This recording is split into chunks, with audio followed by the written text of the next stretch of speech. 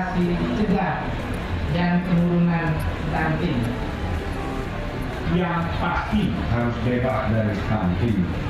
Generasi muda yang tidak sehat tentunya akan menghasilkan SDM yang tidak berkualitas.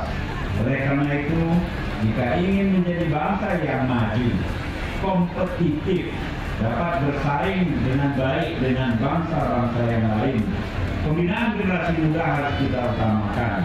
1. Membuat regulasi untuk pelaksanaan gerakan pencegahan dan penanganan stunting.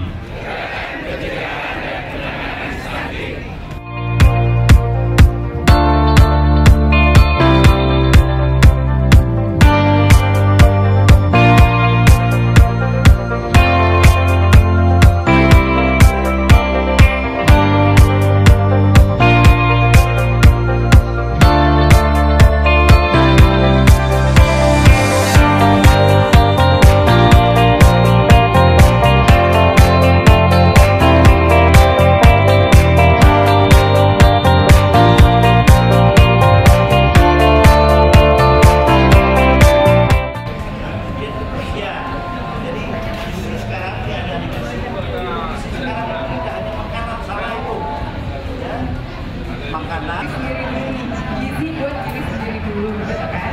Jadi sebagai remaja, karena remaja ini tentunya banyak ya permasalahan dari gizinya. Yang seperti tadi katakan suka makan fast food, yang ya mudah